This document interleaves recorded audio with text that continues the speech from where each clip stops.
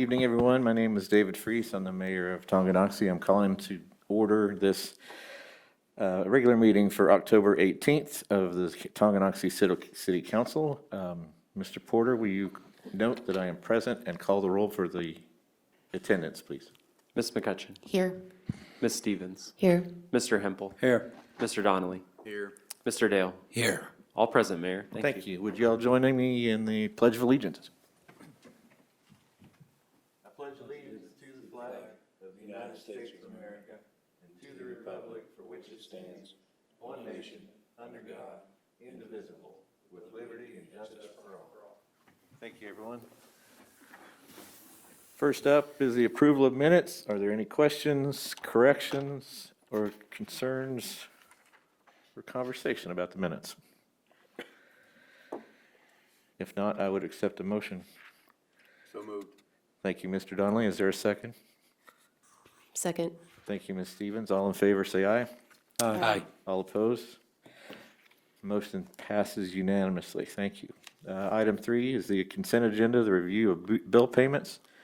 Are there any concerns or questions or conversation about the bills? Mr. Mayor, I make a motion that we approve the consent agenda. Thank you, Ms. Stevens. Is there a second? Second. I didn't catch you said that. I did. Oh, thank you. Thank you, Mr. Dale. All in favor, say aye. Aye. All opposed? Motion carries unanimously. Mr. Porter, did we have anyone to sign up tonight to speak on any topic? No, we did not, Mayor. Thank you, Mr. Porter. Moving on to number 4, which is old business. Nothing under there. We'll move on to 5, new business. Item A, Mr. Brakovich. Thanks, Mayor. Item A was the considering approval of a purchase contract for some property the city owns at Smiley Road and 2440.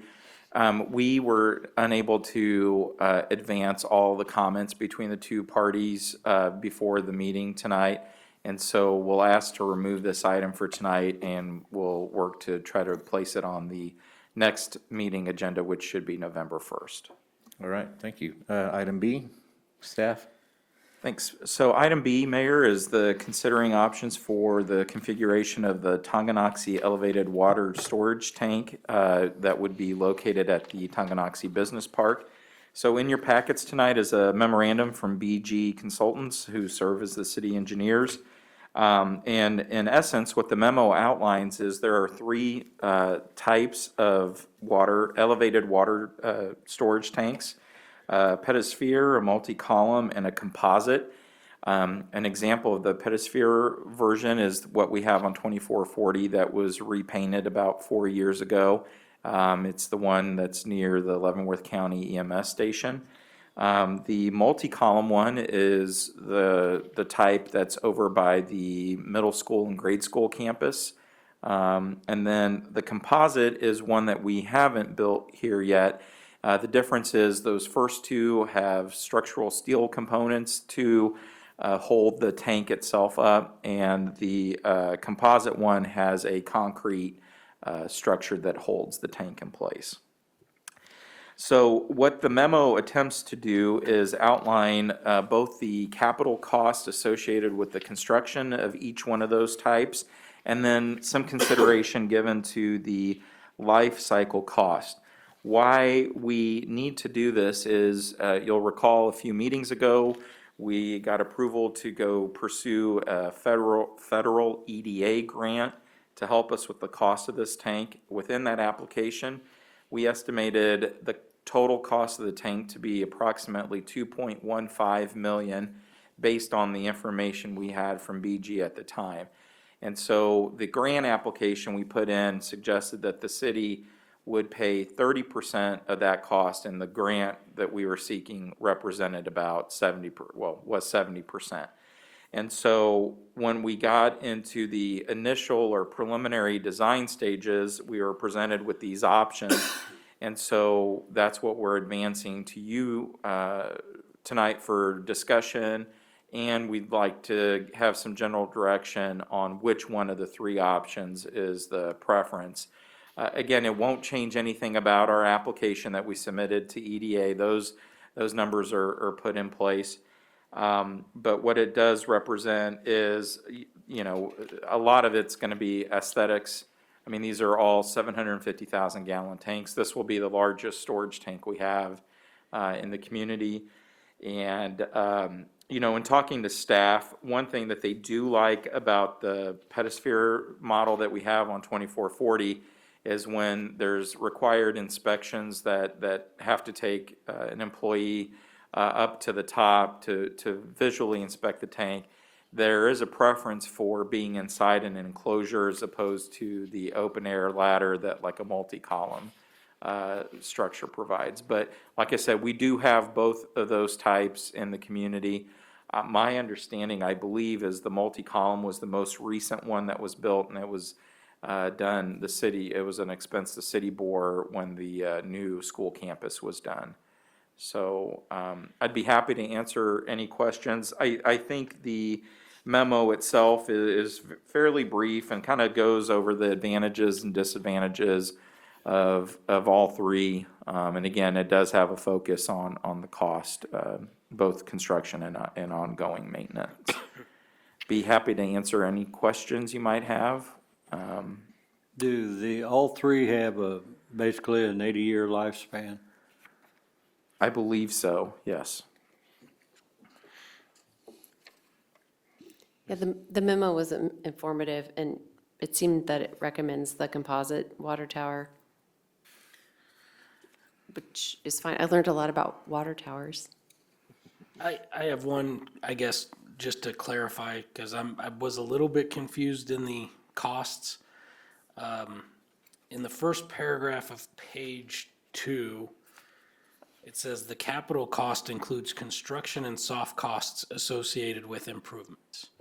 That is simply that's simply the building the water tower costs, correct? And then the second sentence is the life cycle cost includes the capital cost and accounts for ongoing maintenance. So I want to make sure that the life cycle cost amounts, that is solely paint, maintenance through the life of the water tower. That is our understanding of the way this information was presented to our staff. Okay. Yeah, the fluctuations there occur in what portions of steel need to be painted versus just the tank itself. And that really ends up being the primary factor. The grant that we've applied for would simply be in regard to capital cost, right? Correct. Yes. So why would the cost of maintenance be less on those? That's a good question. Those should be the same, right? Yeah. On the life cycle The cost? life cycle cost should be the Difference in same. paint, I would think the difference in paint. Well, I mean, it Between the grant. factors the dollar amounts got you. after the grant is applied. I think you are correct in your observation that their second table where they applied the grant, they incorrectly applied the grant deduction to the life cycle cost, and that's not accurate. The life cycle cost should remain consistent with what's present in table 1. Okay, Correct. good. You are correct, sir. Good. And then it's my understanding the third water tower, it's got a concrete stem, I would say, going up. Is that correct? That's the difference, yes. Yeah. And we don't have any of those currently in the community. And this, excuse me, and this will be our biggest water tower and also be used for future development out that way, correct? Correct. It's being sized not only for the needs within the Tonganoxie Business Park, but needs in the surrounding area. How are we gonna, this matters so little to me, but how are we going to decide what's painted on it? I would suggest that's a topic for a different night meeting. Okay. I know that the last time, it was a somewhat public process in terms of selecting the color that the pedosphere tank on 2440 was painted, and it predates me a little bit, but I understand it was somewhat contentious on color choices, so. Although I think that water tower looks fantastic right now. I think Yeah, I it's a think so great, too. I it's just a don't want, aesthetically pleasing. Well, we've got another, Which side is the sticker gonna be put on? yeah, right. We've got to make I those remember decisions. that. Okay, I understand. That makes sense to put it off to another night. I'd just, prep yourself, fellas. Well, we've got another 80 acres developed out there, and I think it should say something with the business park. Because that's gonna be one of the showcases that they're gonna see at the business park. Okay. But like I said, let's save that for another night. Yep. Okay. Any more questions? Before we take a vote, is there a preference that you want to speak about, any of you? I'll jump on that. I think for me, I like the cost of the multi-column, but, in that location, I think it's gonna be more visible, on the highway. I think the multi-column behind the schools is kinda hidden. People don't see the base, but that one out there, I think, is gonna be very prominent, especially, when it's sitting there next to the Hills project, and so, so I like the composite. Now, which one's the composite, the first picture Composite is the one with the concrete with the base. concrete? Will they do the concrete smooth enough? Well, you're not going to be driving on it, Rocky. Well, I understand that, but it affects the looks of it when you get up close to it. I imagine, I mean, it should, I believe, that one is probably similar to what Baser has, right? Yes. Yeah, So I've seen that other places. Anyway, it's the it's one, concrete panels. I've seen it in I the think- center, the city before. yeah. And in Emporia, because clearly that example says Emporia. Oh, I Let's can have live our, with I one. know ours should not say Emporia. I know that for sure. Yeah, and that's the one recommended in the memo after going through all the ins and outs.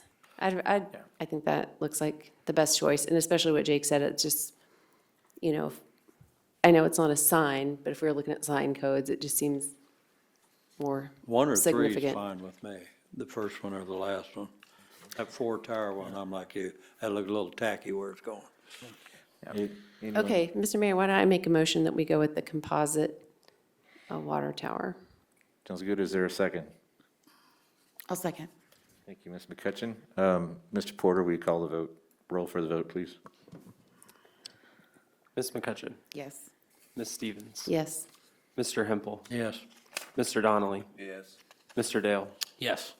All ayes, Mayor, motion passes. Thank you. Thank you, Mr. Porter. Next up is a planned executive session. Mr. Hempel, or Mr. Mr. Donnelly? Donnelly's I've gonna, got it for him. All right.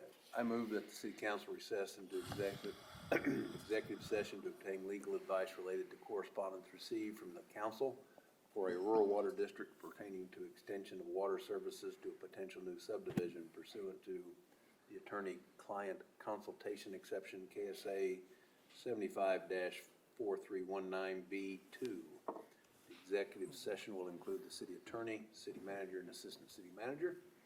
The open meeting will resume in the city council meeting chambers, and 10 minutes, 7:24. there you go, 7:24. You have a motion? Do you have a second? Second. All in favor, say aye. Aye. To executive session. Thank you. Run, boys.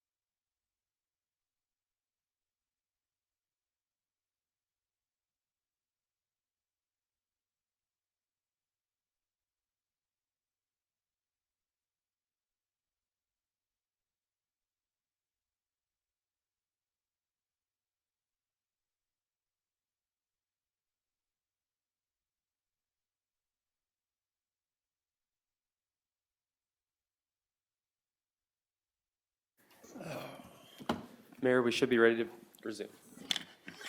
Okay, we are back in regular session in our open meeting. In our executive session, no motion, no binding action was taken in the executive session. That moves us on to city manager agenda. Thank you, Mayor. I'll present this item. The City Council has a printed version of the, in this case, quarterly financial report, the quarterly treasurer's report, as well as an executive summary and some detail about the financial condition of the city through the end of September of this year. Excited to report that through 3/4 of the year, we are in good shape fiscally. We have strong revenue performance that I'll highlight more in a moment. But in terms of expenditure limits, with the addition of some of the budget amendments approved earlier this year, we do look to be in strong position to finish the year without needing to do further budget amendments to funds like the water fund or the trash sanitation fund that are commonplace near the end of the fiscal year in recent years. Recently, we did pay the fall debt service principal and interest payments for our 5 current GEO bond series, and I'll highlight those balances remaining a little bit later in the presentation. Our 3 lease purchase agreements and our temp notes are also on track, and we'll highlight where we are in those regards.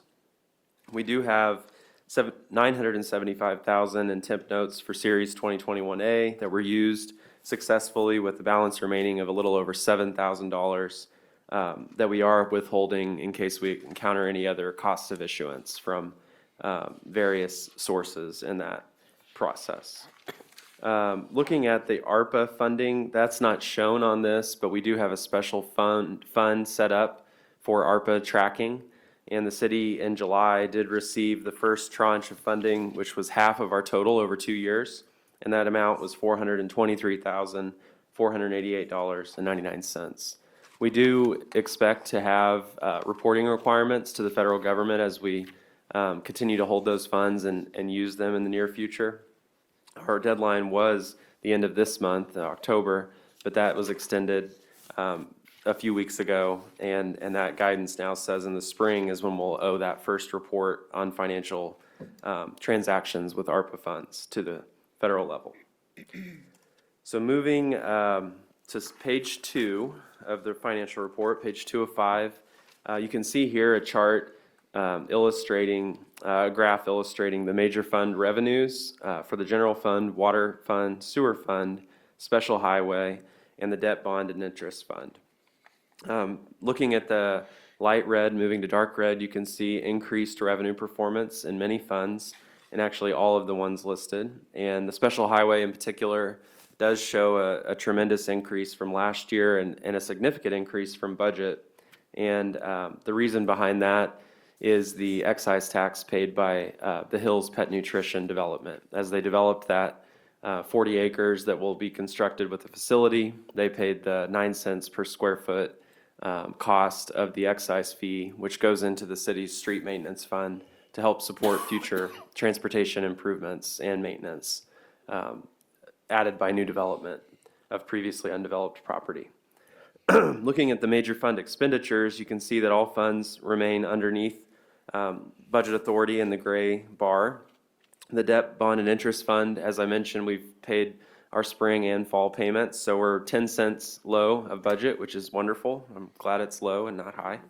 And that was a good conclusion to the year's debt service obligations. The special highway fund does show low year-to-date expenditures, but that is because, as been previously discussed, we just completed our road maintenance projects for the fall, and we are still looking forward at completing payment for the mill and overlay as well as the microsurfacing projects in some level, if not their entirety, based on the conditions on those projects. So moving on to page 3 of the report, property tax revenues, we have collected our first 5 of our 6 remittances through the year. We still have our October 31st remittance, which is usually not a large amount. We do have 92.5% of our general fund revenue collected and 94% of our debt service fund city revenue collected. This tracks pretty closely on the general fund to where we've been in prior years. In 2019, we did have a little bit higher than budgeted collections. So you can see as we track that, we're still roughly in the right position at more than 92%. And we don't anticipate added delinquency or any other negative condition there for that important revenue source. This is just the city revenue. It doesn't reflect the library pass-through revenue that we pass on to them after collecting it from the county. Sales tax performance remains strong.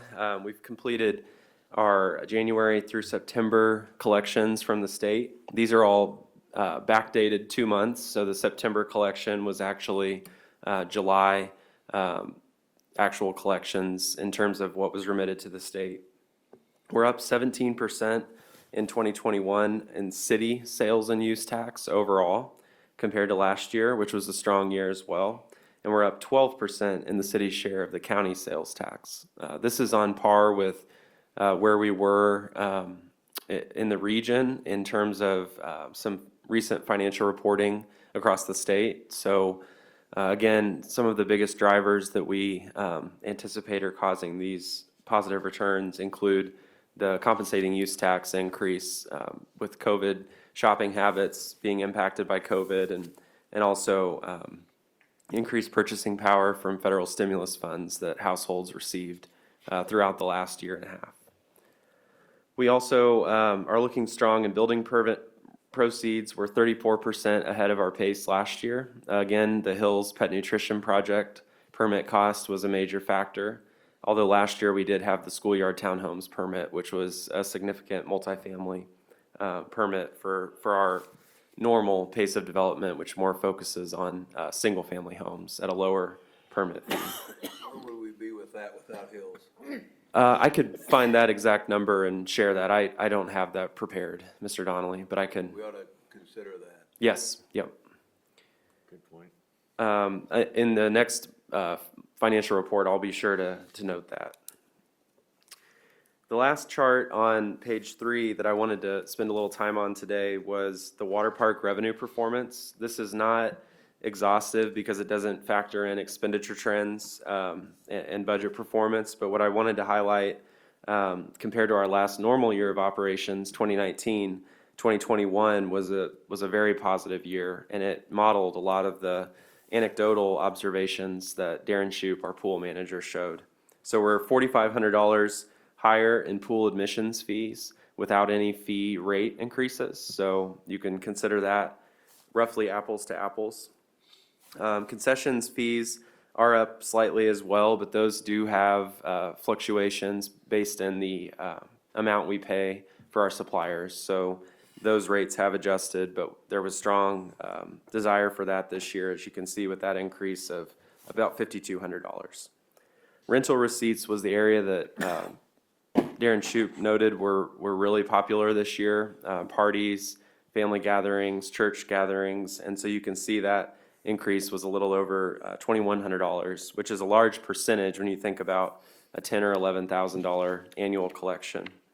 Swim lessons also showed positive trends, and so as a whole, we're showing instead of revenue collection of $120,000 for the facility, we're at almost $135,000. We did have some increased interest in the facility, and I think our next step for our next financial analysis will be to look closer at the expenditure side and ensure we're tracking for examining that facility every year like we normally do in the budget cycle as well as when we plan the upcoming season. Are there any questions about the water park data or extra information you'd be interested in learning?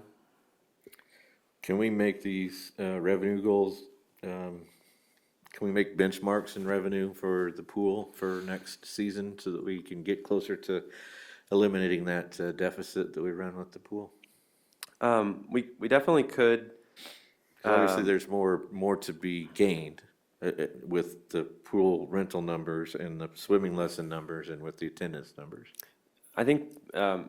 Shoup particularly is interested in looking at the rental rate as well as the swim lesson rate, because those, like admissions, haven't changed much over the years. And in fact, some of those are 12 or 14 year static rates. And obviously, other facilities that compete for lessons and rentals are raising rates. So that's something we could look at maybe in the spring before the next season and evaluate whether we want to make adjustments, because that hasn't been done frequently in the past. Yep. Thank you, Mr. Porter. Any other? Okay. Next page. All right, thank you. Looking at the last 2 pages of the report, this is a regurgitation of the budget initiatives for this year.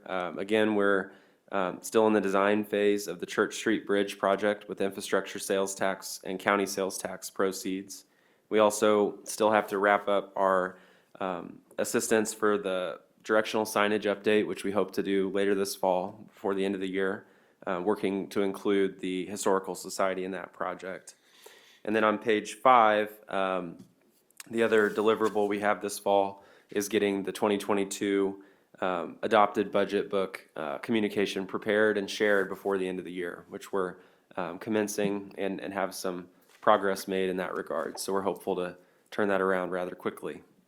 And then the last page of the report is the third quarter summary of receipts, disbursements, and cash balances by fund. Some of those funds will look out of whack, largely because some of them are front-loaded, like the general fund, with property tax revenue that's then spent evenly or more evenly through the year.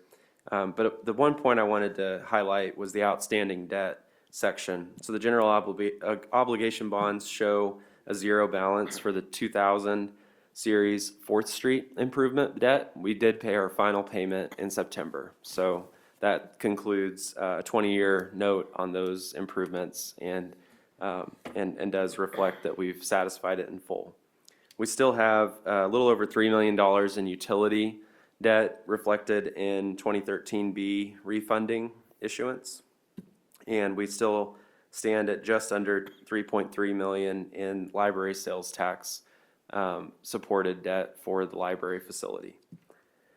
Our temp notes are shown, and those will be addressed in early spring. And then our lease purchases on City Hall and Police Station, the fire pumper truck, and the street sweeper lease purchase are all shown as well in the bottom section under other obligations. So just wanted to highlight that information is there.